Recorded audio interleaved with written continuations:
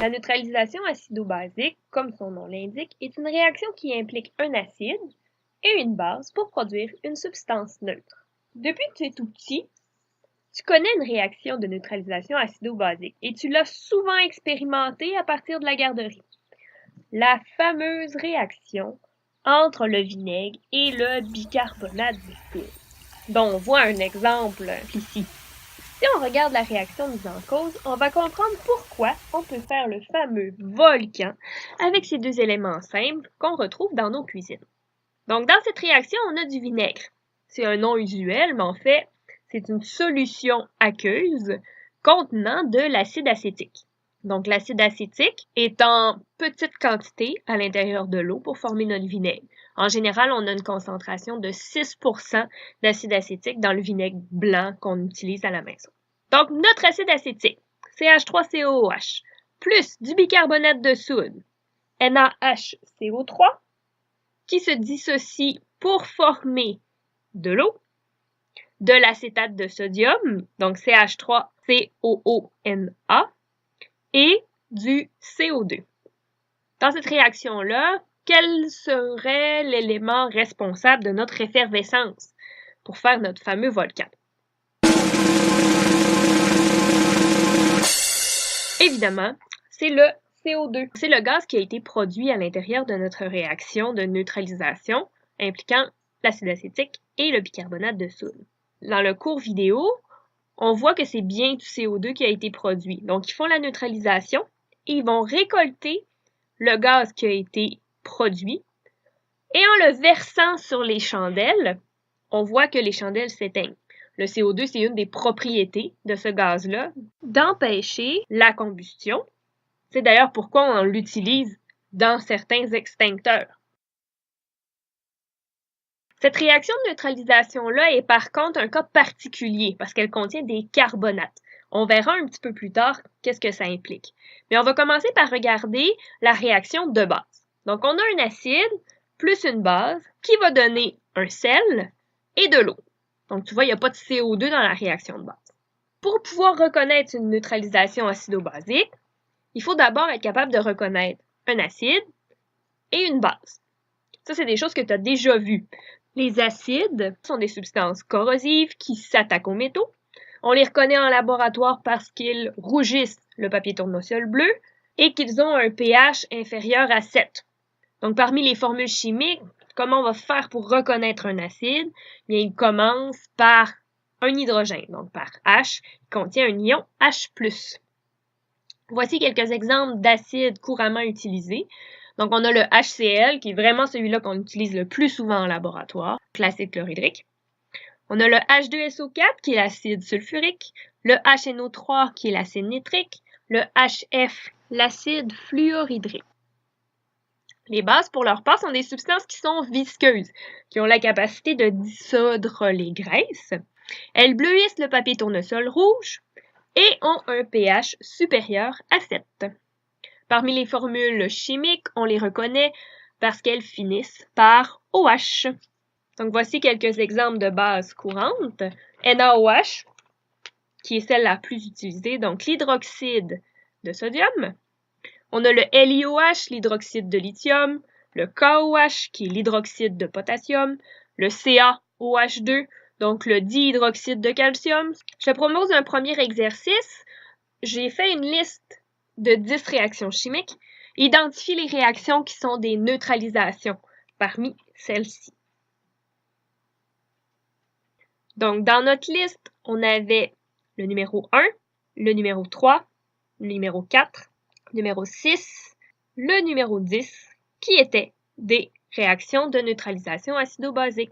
Donc, toujours vérifier est-ce qu'on a une molécule qui commence par H, puis est-ce qu'on en a une qui finit par OH à l'intérieur de notre réaction. On va maintenant voir comment, à partir d'un ou deux éléments d'information, on est capable de construire une équation chimique complète d'une neutralisation acido-basique. Donc, soit je vais te donner la base et l'acide qui vont réagir ensemble et tu vas devoir la compléter, ou l'inverse, je vais te donner les produits et tu vas devoir trouver quel est l'acide et la base qui a été utilisée. Fait qu'on va reprendre notre équation de base. Acide plus base donne sel et eau. Et on va la réécrire de manière différente.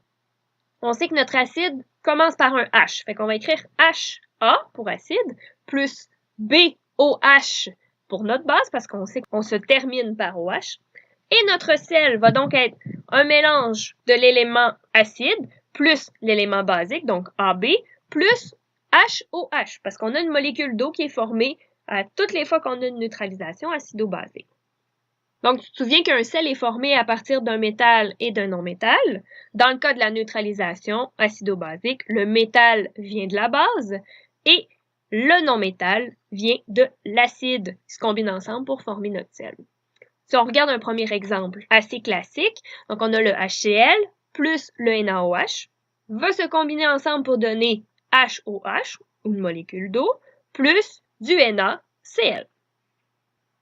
On peut regarder également ce qui se passe au niveau des électrons pour bien comprendre le mouvement des atomes à l'intérieur de notre réaction. Mon HCl dans l'eau va se dissocier pour former des ions H+, et des ions Cl-. Mon NaOH, lorsque je vais le mettre en solution, va aussi se dissocier pour former des ions Na+, et des ions OH-. Donc, on va avoir ces 4 ions-là qui vont se promener dans notre solution et ils vont pouvoir se recombiner pour former Na plus Cl- ensemble et H plus OH- ensemble pour former notre molécule d'eau. De base, si on veut prendre notre équation de neutralisation, on voit qu'on a seulement à prendre le début de notre base puis la fin de notre acide, les combiner ensemble, puis ça va nous donner à peu près le sel qu'on va avoir formé. Par contre, évidemment, il va falloir aussi respecter les charges de chaque ion parce que tu sais qu'une molécule, pour qu'elle soit stable, doit avoir une charge neutre, soit qu'elle soit égale à 0. Donc, si on prend mon NaCl, j'ai Na plus, Cl moins, donc il n'y a pas de chiffre, c'est 1 plus 1 moins, plus 1 moins 1, ça me donne 0. Ma molécule, elle est électriquement neutre, donc elle peut exister. Fait qu'on va faire la même chose avec n'importe quelle réaction acido-basique. Donc, prenons un deuxième exemple pour justement manipuler les charges de nos ions. On va partir avec de l'acide sulfurique, H2SO4, et de l'hydroxyde de lithium, LiOH. Pour commencer, on sait qu'on prend les H+ de notre acide, qu'on va les mélanger avec le OH- de notre base pour former nos molécules d'eau.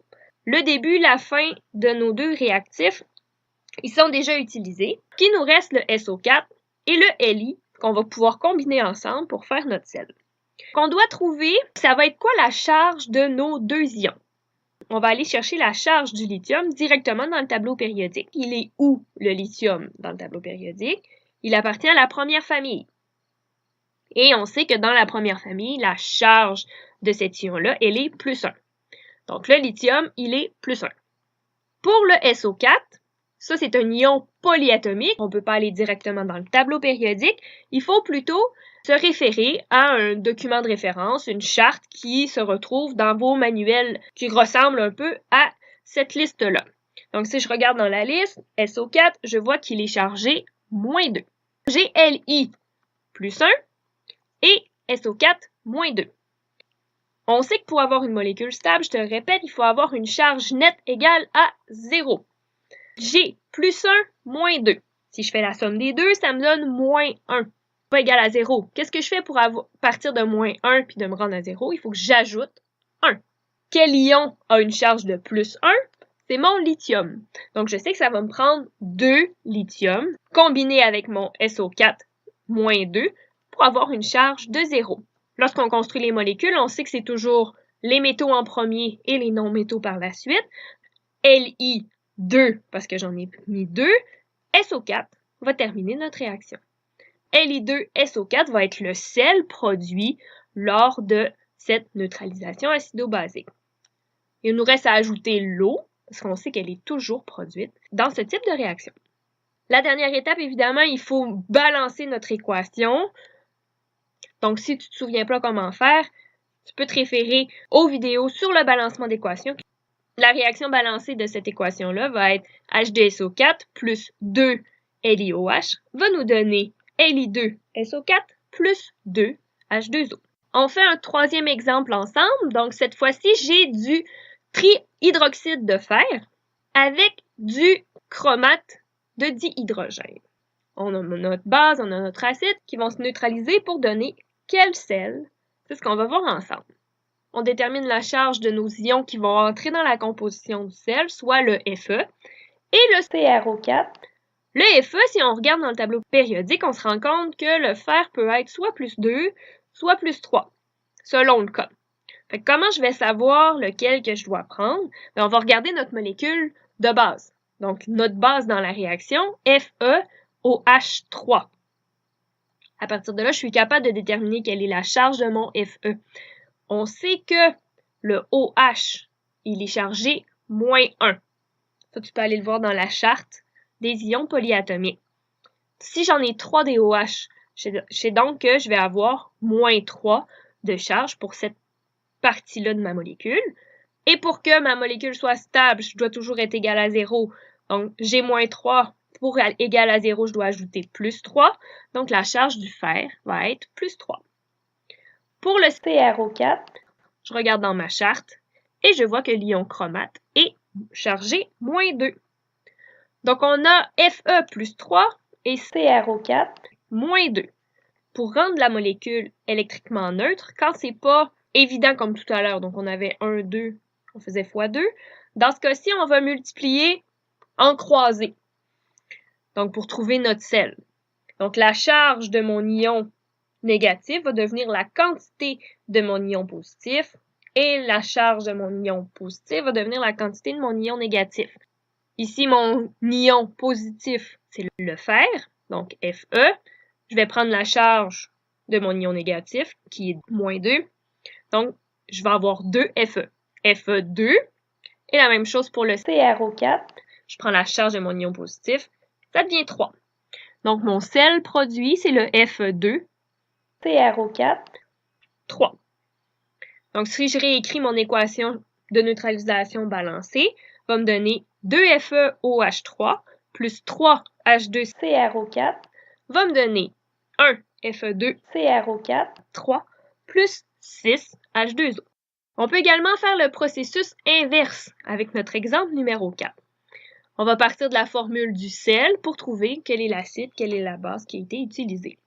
Donc cette fois-ci, mon sel formé est du NH4,2C2O4 et j'ai évidemment de l'eau. Quels vont être mon acide et ma base? Donc on fait le même principe, on décompose notre sel en 2 ions. Donc ici on a NH4 plus et C2O4 2-. Je suis allée chercher les charges dans ma charte des ions polyatomiques. On sait que l'ion qui est négatif va aller se combiner avec notre H+ pour former notre acide. Donc, on va avoir du H2C2O4. Pourquoi 2 fois H? Encore une fois, pour avoir une molécule électriquement neutre. Et on va faire la même chose avec notre base. Donc, le cation, l'ion positif de notre sel, va se combiner avec OH- pour former notre base. Donc, on va avoir NH4OH comme base. La réaction complète, une fois balancée, va donc être H2C2O4 plus 2 NH4OH va me donner du NH4,2C2O4 plus 2 H2O. Il existe bien sûr d'autres types de bases et d'autres types d'acides. On a vu les plus typiques, mais il y en a plusieurs autres. Dans le cas de neutralisation du volcan qu'on a vu au départ, l'acide, c'est l'acide acétique, CH3COOH. Tu vois, ça commence pas par H, mais c'est quand même un acide. On va la reconnaître parce qu'elle termine par COOH. Dans ce cas-là, on va parler d'un acide organique dit carboxylique. C'est le nom qu'on va donner au COOH. L'acide lactique est un autre exemple de ce type d'acide. Il est responsable des crampes musculaires lors des efforts physiques. C'est une substance qui s'accumule dans le sang lorsqu'on a épuisé toutes nos réserves de sucre sanguin. Les bases comme le bicarbonate de sodium, NaHCO3, et le carbonate de calcium, CaCO3, ont aussi un comportement basique qui, en plus de produire de l'eau, vont également produire du CO2 lors de la neutralisation acido-basique. L'ammoniac, NH3, qu'on retrouve notamment dans les nettoyants pour les vitres, a lui aussi un comportement basique sans terminer par OH. Donc, on utilise la neutralisation acido-basique dans de nombreux domaines. Dans les industries, on peut utiliser la neutralisation afin de se débarrasser de déchets acides ou alcalins, qui est un terme synonyme de base, avant de les rejeter dans les égouts. On va faire ça ici, par exemple, en laboratoire. Lorsque dans une expérience, on a soit un acide, soit une base, le technicien va la neutraliser avant de pouvoir s'en débarrasser. On va aussi l'utiliser en agriculture. On peut utiliser, par exemple, une base pour neutraliser un sol qui est trop acide. Lorsque le sol est trop acide, on n'est pas capable de bien faire pousser les choses. La chaux va être une base qui va être utilisée pour cette raison. En environnement, on peut aussi utiliser la neutralisation acido-basique pour rendre neutre un plan d'eau acide, par exemple, s'il y a des pluies acides importantes dans cette région-là. Ou par exemple, s'il y a un accident de train, puis un déversement d'acide chlorhydrique, pour limiter les dégâts, on peut utiliser une base pour la neutraliser. On utilise aussi le principe de la neutralisation avec les carbonates, donc le petit cas spécial qu'on a vu tout à l'heure, pour faire gonfler les pâtisseries. En effet, la fameuse poudre à pâte est en fait un mélange d'un acide, souvent l'acide tartrique, et d'une base qui est en général le bicarbonate de soude. Dans ma petite boîte, j'ai ces deux éléments-là qui sont sous forme solide. On ajoute souvent de l'amidon qui va faire en sorte que l'acide et la base ne vont pas réagir à même la boîte. Donc, lorsqu'on va les mettre en solution, j'ajoute quelques cuillères de poudre à pâte dans mon mélange. La neutralisation va avoir lieu au cours de la cuisson de notre gâteau, par exemple. Le CO2 va être libéré, puis ces petites bulles de gaz-là vont être emprisonnées dans la pâte lors de la cuisson, ce qui va faire que mon gâteau va lever.